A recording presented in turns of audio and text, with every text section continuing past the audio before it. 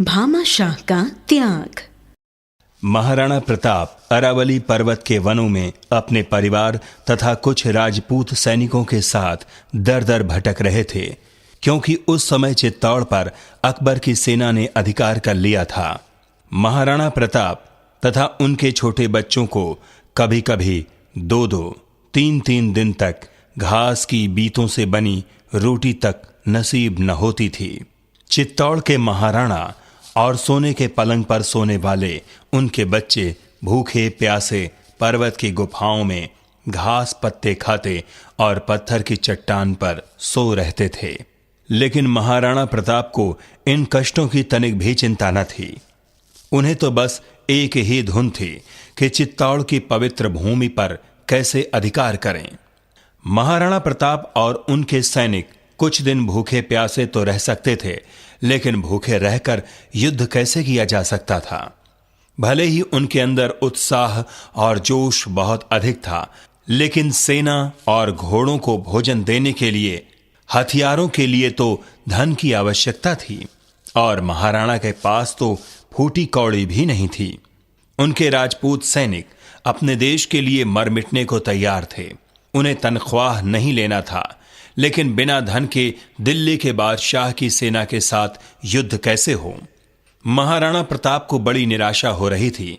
अंत में एक दिन महाराणा ने अपने प्राणों से प्यारी जन्मभूमि को छोड़कर राजस्थान से बाहर जाने का निश्चय किया। वे महारानी और बच्चों के साथ वन के मार्ग से जा रहे थे, तभी महाराणा के मंत्री भामाशाह घोड़ा दौड़ाते हुए वहां पहुंचे।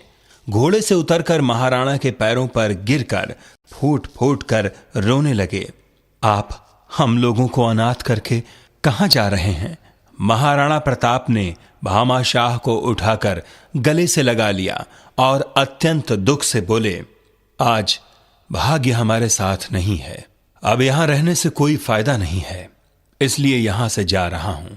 कहीं कुछ धन मिल जाए तो उससे सेना एकत्र करके फिर से चित्तौड़ का उद्धार करने वापस अवश्य लौटूंगा। आप लोग तब तक साहस से काम लें। भामाशाह ने हाथ जोड़कर कहा, महाराज, आप मेरी एक प्रार्थना स्वीकार कर लें। राणा प्रताप बड़े प्यार से बोले, कहो भामाशाह, क्या बात है? आज तक मैंने तुम्हारी बात कभी टाली है क्या? भामाशाह के पीछे उनके बहुत से सेवक घोड़ों पर अशरफियों के थैले लाद कर लाए थे।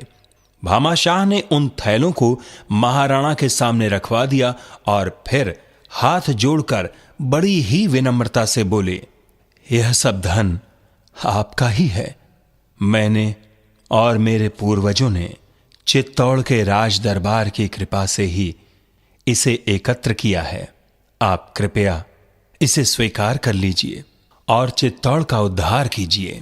महाराणा प्रताप ने भामाशाह को गले से लगा लिया। उनकी आंखों से टप टप आंसू बहने लगे। वे बोले, तुम धन्य हो भामाशाह। लोग प्रताप को देश का उद्धारक कहते हैं, लेकिन इस पवित्र भूमि का उद्धार तो तुम जैसे उदार पुरुषों से ही होगा। उस धन से महाराणा प्रताप ने सेना एकत्र की और मुगल सेना पर आक्रमण किया। मुगलों के अधिकार की बहुत सी भूमि पर महाराणा ने विजय प्राप्त की और उदयपुर में अपनी राजधानी बना ली। जैसे महाराणा प्रताप की वीरता इतिहास में प्रसिद्ध है, वैसे ही भामाशाह का त्याग भी विख्यात है। ऐसे त्यागी पुरुष ही देश का गौरव बढ़ाते हैं।